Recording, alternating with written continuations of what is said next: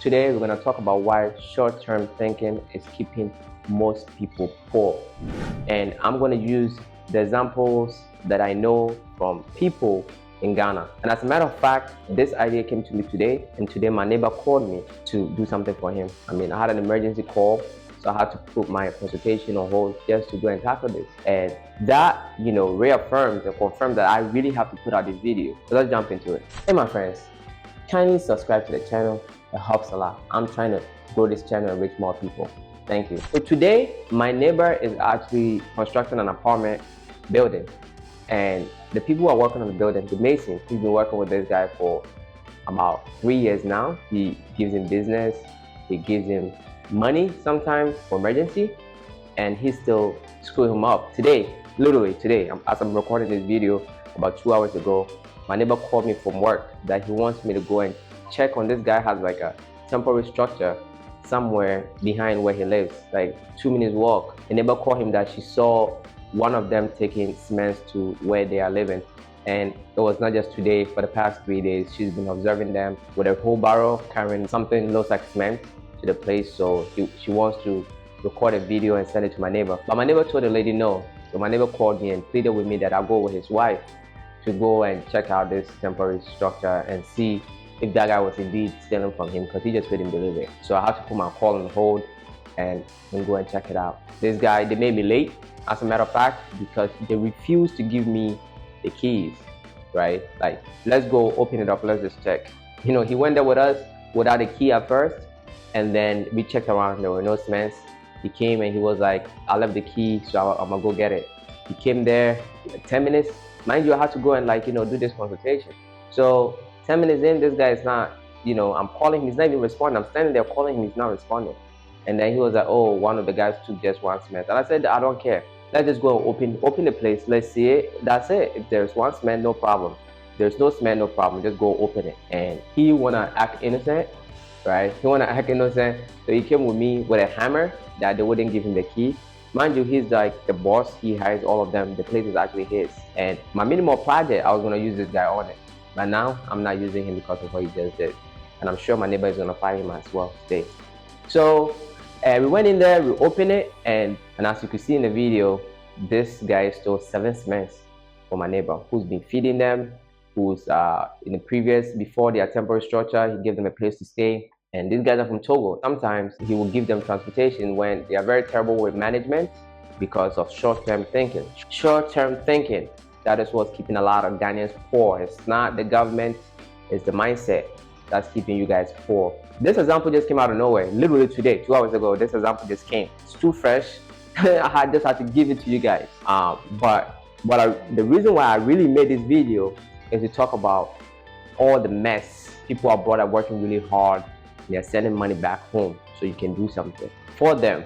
And instead, people think about today, they take the money, they go spend it, go chill, and then they screw a family member over, or a friend screw over a friend, all because they lack integrity, and it's all about immediate gratification. Just today, you only think about today. If somebody sends you money to do something, you actually perform as you should.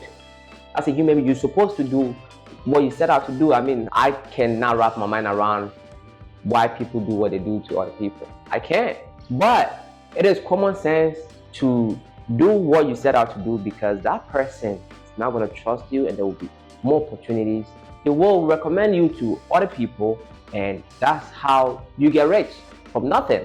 If you're starting out, all you got is your word and your work ethic and your skills. That's all you got. So if you compromise that, then you're essentially screwed. It's not your government. It is not your government. I'm not saying Ghana government is the best government in the world, but it's not your government.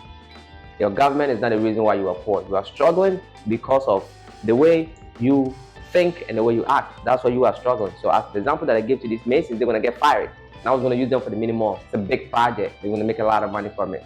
But there is no way in hell I'm going to use these guys again to mess up this opportunity big time. Also, a friend of mine purchased land not long ago, and I used a guy to, go and deliver the cement. And after we finished with the wall, we had some blocks left, few, not a lot, but a few, I think about like 100 blocks left. Essentially, this guy started stealing the blocks and was using for his wife's store or something like that. You know what's funny? these guys would have called us, we're gonna give him the bills for free. But you think he's smarter than us, so he was stealing, thinking about just today, and he screwed up his opportunity big time. With me as well, I'm never gonna use that guy again. So thinking about today, oh, let me touch on the girls. Sorry, the girls, right? I'll give you my parents. When my mom got with my dad, they started life together, and they've been through ups and downs. My father was doing well at some point, and things got really bad. My mom had to step in, and things got really well again. And now my mom and my father, they're doing really well. Women who are chasing after the shiny thing and who has this and who had that, who is my father going to respect and stick with? My father brought my mom to join him in America because she's a good woman. He knew that no matter what, she will be there. And my example, the reason why I love Clara so much, and no matter what, I'm gonna try my best to work it out with her, because I know for sure that if I am to sleep on the street, Clara will sleep on the street with me. That's long-term thinking, having integrity, loyalty, sticking with someone, being with someone, and we lack that down here. The girls, they will go for with a man with money, you know, somebody that could be a father. Hey, I'm not judging. Young guys like themselves without money. They don't want to do anything with them, right? It's all about money. Everything's all about money, about today, right? I'm not judging who you should sleep with, but thinking about just today does not make you a human. That's animals. Animals think about today and what's in front of them. Immediate gratification. That's animal way of behaving, right? Human beings have higher faculties. We think and strategize, and that's what propels human beings forward. So let me read some interesting quotes to you guys. It says, without delayed gratification, there is no purposeful pursuit. Do you get that? When I was building this house, I had to delay all my gratifications. I wasn't traveling. I wasn't eating out. I was literally struggling. Not that I didn't have the money. I was making money. I was working towards something. Something purposeful was fulfilling. The pain was fulfilling. Okay, you have to go through the pain to grow. So long-term thinking. When I go to the gym and I'm lifting weights, I was very skinny. It took a long time before I got the weights. But I had to delay my gratification and work out, then wait for the results to come through. That's what growth is. Another quote, after delayed gratification comes greater reward, better profit, greater glory. All right.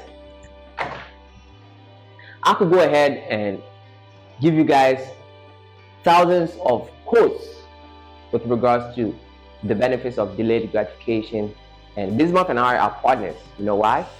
Because he is a man of integrity, loyalty, and delayed gratification. He did what he was set out to do, and now we got business going on called Acadian Limited, and I'm gonna make a whole video about that later on. And we are trying to just reduce the pain that people abroad are going through with regards to trying to do something back home. We are trying to solve that problem. So the carpenter that I interviewed in this video, Bismarck, works with him, and he did everything that he set out to do. And that's why we are still working with him today. That's why I brought him on my channel. The guy who did my doors, he had great work ethic, but he was thinking about today. Did not deliver, I think, like 4 doors or 5. I don't remember exactly the number, but he did not deliver all the doors. And Bismarck had to come out of pocket and cover that, hire another person to, you know, replace the 4 doors. So do you think we're gonna work with this guy ever again? So, I mean, I can go on and on and on and on about how delayed gratification is the way to accumulate wealth. When you are saving money, you are delaying your gratification today so you can get rich later. Everything that leads to success, if you are studying and locking yourself in the room instead of going to chill and party and do drugs, that is all delayed gratification, right? So it takes discipline, self-discipline, and delayed gratification to become anything in this world. So if you are not, then to me, I equate you to an animal, literally. We have higher faculties as a human being. If you're not expressing that, you are close to an animal. And this concludes what the message that I have for you guys today. So if you're not subscribed already, kindly do so. Give me a thumbs up and comment. Let me know what you think. And until next time, my friends, be legendary. Peace.